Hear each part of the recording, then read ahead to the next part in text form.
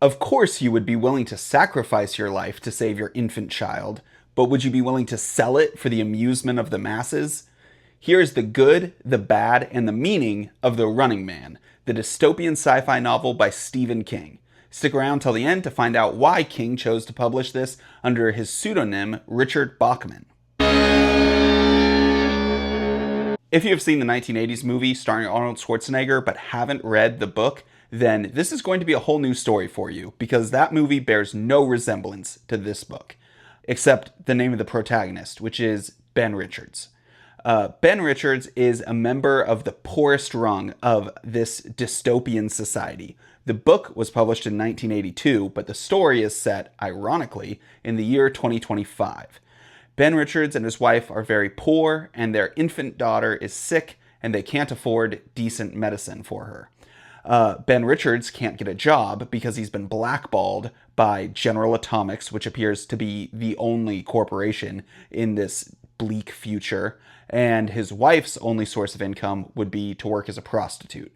So, in order to prevent his wife from walking the streets and to save his daughter's life, Ben Richards decides to try out to appear on any one of the many grueling and humiliating reality television shows that is aired by the network.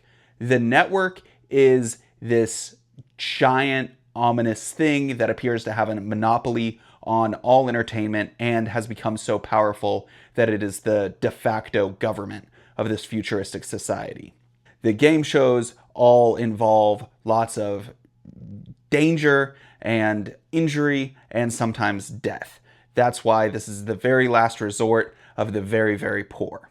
So Ben Richards goes to the corporate headquarters of the network, undergoes rigorous testing and interviews, and ultimately is selected to appear on the network's most popular and most deadly game show, The Running Man. The premise of The Running Man is very simple: survive for 30 days. The contestant gets a 12-hour head start, and then all the police and all of the network's hunters are set loose to try to find and kill the contestant. All civilians receive a reward for reporting sightings of the contestant, and the reward is 10 times bigger if they call in a sighting that leads to the contestant being killed. Generally speaking, contestants are killed within the first 48 hours, and no contestant has ever survived all 30 days. So Ben Richards has essentially signed his own death warrant, and this is that story. Let's start with the good. This book is very well paced, and it just continually escalates until the very end. Once the contest starts, Ben Richards' first approach is to try to just hide, but that becomes increasingly unsustainable, and eventually he is forced into outright confrontations with cops, with third parties, with the hunters, and he's also forced to try to befriend strangers and rely on the kindness of strangers.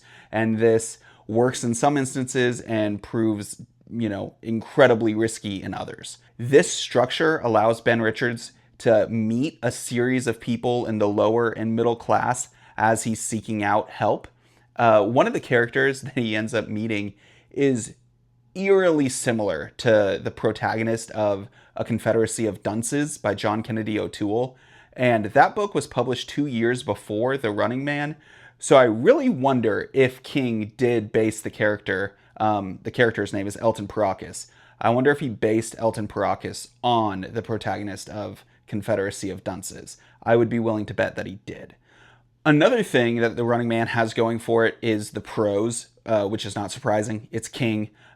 King's writing is always wonderfully clear and energetic. It's so easy to get into. Also, one thing I really appreciate about King is that so many sci-fi authors, because their story takes place in this invented world, they often feel the need to explain this futuristic world to us.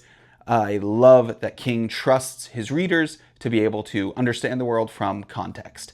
Now for the bad, the reasons you might not like this book. There's not much depth to the characters. They don't really grow or change throughout the book.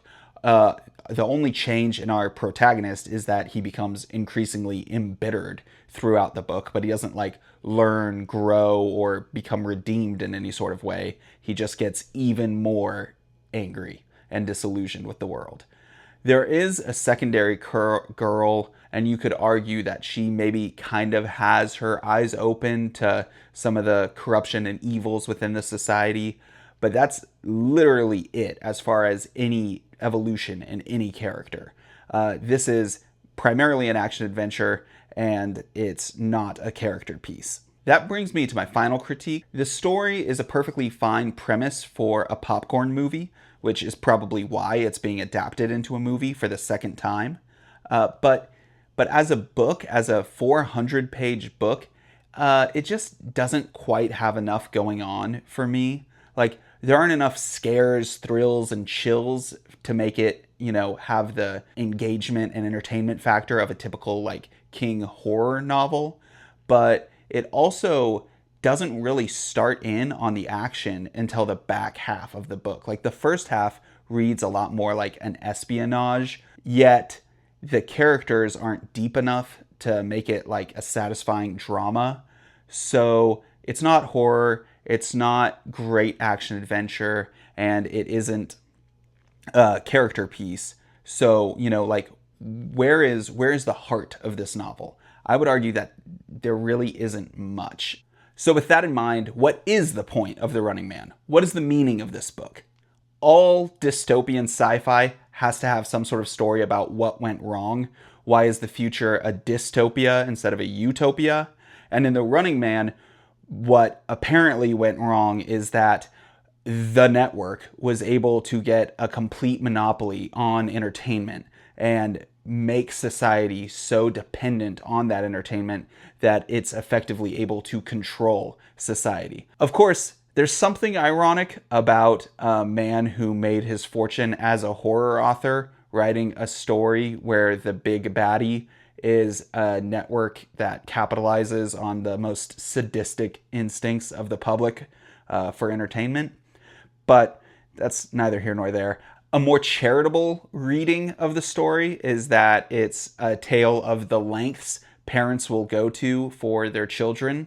With all that said, my rating of The Running Man is 5 out of 10 bicorns. Because while I don't regret having read this book, I'm certain that I will never read it again, and I don't think there are that many people I would recommend it to. It's a fun enough story, but at 412 pages, this book could take many readers weeks to finish, and I'm not sure that they would feel that was a worthy investment of their time. Finally, as promised, why did Stephen King choose to publish The Running Man under the pseudonym Richard Bachman? First, interestingly, his agent at the time was concerned about oversaturating the market with Stephen King books. Like, Stephen King is famously very prolific, and apparently he was able to finish books so quickly that he was actually pumping them out faster than his agent felt comfortable publishing them. The old idea that, leave the audience wanting more. The second reason is that he found writing as Richard Bachman freeing. Bachman wasn't just a name. Stephen King envisioned a whole life for Richard Bachman, involving Bachman being a farmer who writes on a typewriter in the evening and sips a glass of whiskey. When Stephen King was writing as Richard Bachman, he felt like he could write different types of stories. And according to him, he felt like the freedom to write darker stories. So that's interesting.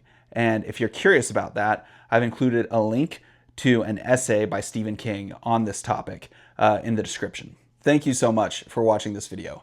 I will be doing a comparison of the book to the new movie starring Glenn Powell when the movie's released. So if you're interested in that, please subscribe to the channel. And if you liked this video, please give it a like, because while the AI decides what videos to show all of us, it lets us vote.